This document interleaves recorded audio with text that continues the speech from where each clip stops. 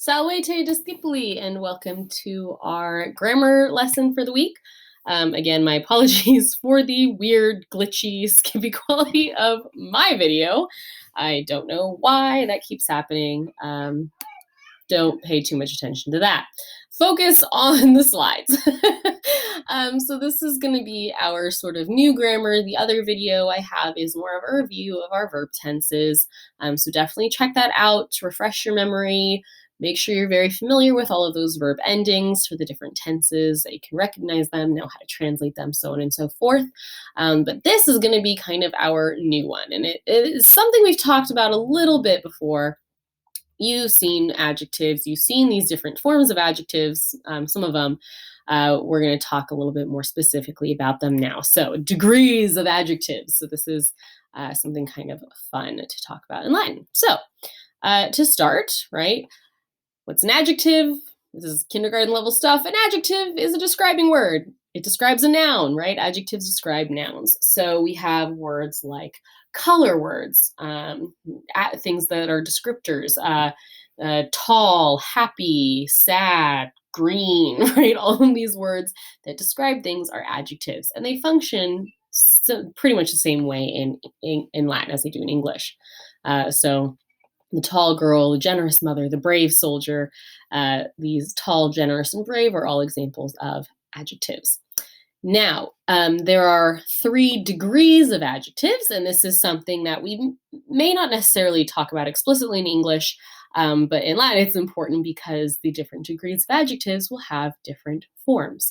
And we've seen these in some of our stories, and I've talked about them a bit. Now, positive,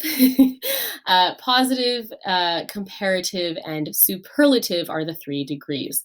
So English example, positive, the top positive form of the adjective is happy, the comparative is happier, and the superlative is happiest. So these are our 3 different degrees of adjectives that we have. Again, they all have this kind of same stem. They're just slightly different levels of descriptors. So positive adjectives, these are just our normal adjectives. They're just standard. They describe a noun. These are the ones we've seen the most often, right? So for example, nos Romani sumus calidi. So we've got one of our new pronouns here. I talk about in the other video. So we Romans are clever. And I believe this is a sentence we see in our model sentences. So that should help you out a little bit there. We Romans are clever. So calidi is just a normal adjective describing Romans. Now, adjectives do have to match the nouns that they're describing in Latin. So adjectives will have masculine, feminine, and neuter forms, and you have to make sure that the adjective matches the noun it's describing in number and gender and case. So Romani here, this is a nominative plural. It's a plural subject form, so our adjective must also have a nominative plural form. And Romani happens to be a second declension masculine noun, so we're going to need a masculine ending for our adjective as well. So nos Romani sumus calidi. And it is helpful because a lot of the times our adjectives will have the same ending as the nouns. Not always, because there's third declension adjectives that can match with first and second declension nouns, but regardless, these are basic adjectives, right? We Romans are clever. Nos Romani sumus fortes. So this is an example of where the adjective doesn't necessarily have the exact same ending as our noun, but this is still a nominative plural masculine form for this adjective. This is just a third declension plural ending. So that ace ending, if you'll remember, is one of our nominative plurals for third declension. E is a second declension nominative plural. So nos Romani sumus fortes. We Romans are brave or strong. We Romans are brave. So again, positive adjectives, just our basic forms of adjectives. Nothing too crazy going on there. Now, this is going to be the new one. So these are the ones we're going to start seeing in this. Comparative adjectives, like the name suggests, are used to compare two things with each other. So you're comparing one thing to another thing, hence the name comparative.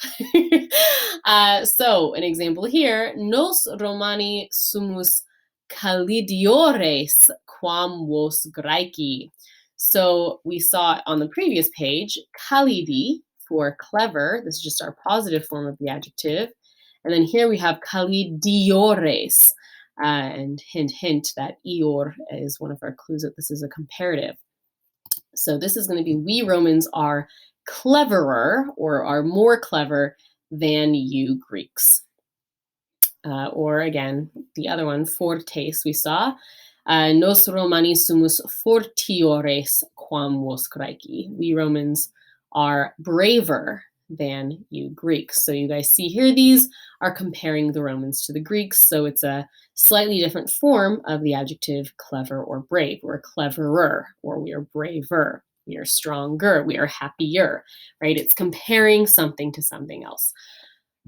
So we are braver than you Greeks. Now, again, maybe you noticed here, because I pointed it out, these adjective forms have that eor added onto them, and that's your clue that it's comparative. So eor, ius is also another hint of a comparative for an adjective. So if you see an adjective that has eor or ius in it, that's your clue to translate it as a comparative form. So happier, braver, stronger. You're comparing it to something else.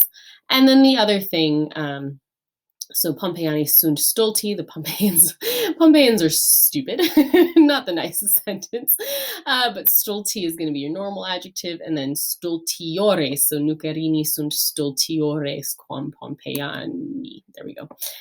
So that stultiores is that eor added onto this stulti here. Tells you, oh, I want to translate this, they are stupider. They're, or you could say more stupid. They're stupider than the Pompeians.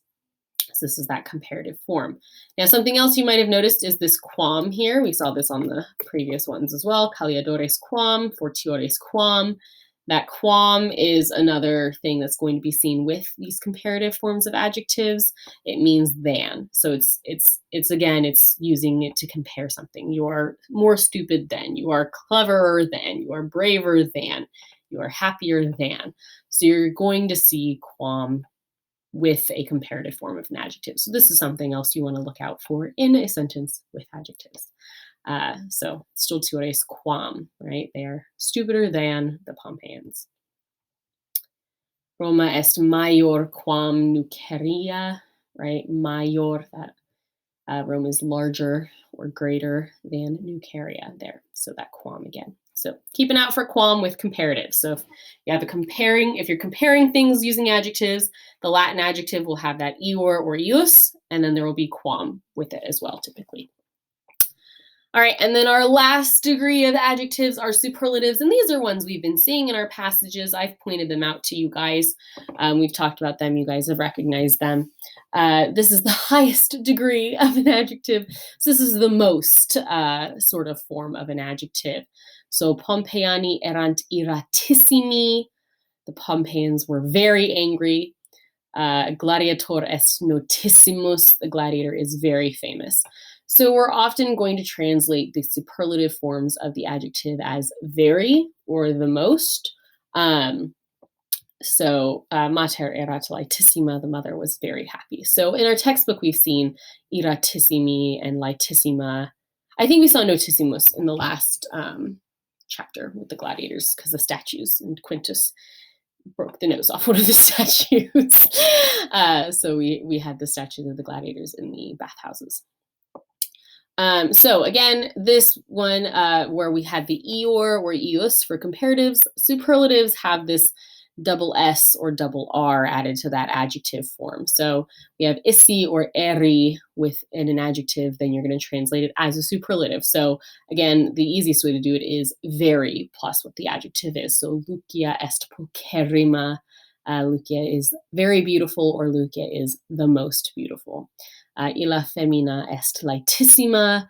That woman is the happiest, or she is very happy. So the very or the most, whichever one kind of makes the most sense in the context of the sentence you're reading, or it could just be a matter of preference if you like very versus the most. So the happiest or very happy, either one is fine for translating the superlative.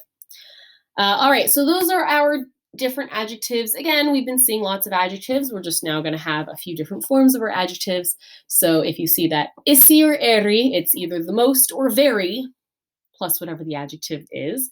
And then if you have that ior or ius on an adjective, it's going to be more adjective-y than something else. You're using it to compare things, okay? All right, so let me know if you have any questions about this. You're going to be seeing some of these comparatives because we've seen superlatives, but the comparatives I think are the new ones we're going to start seeing in some of our translations for stage 10. So keep an eye out for those and make sure you're translating them accordingly. And then, yeah, so take some notes on this if you need to. Otherwise, you are going to be doing your stage 10 model sentences this week and then your vocab study log. I think that's it. I might have a couple grammar exercises for you guys. I am trying to figure out what I want to do this week and what I want to do next week. So I may postpone those till next week. But so if you have any questions about any of this grammar, let me know. Otherwise, I will see you guys in the next video.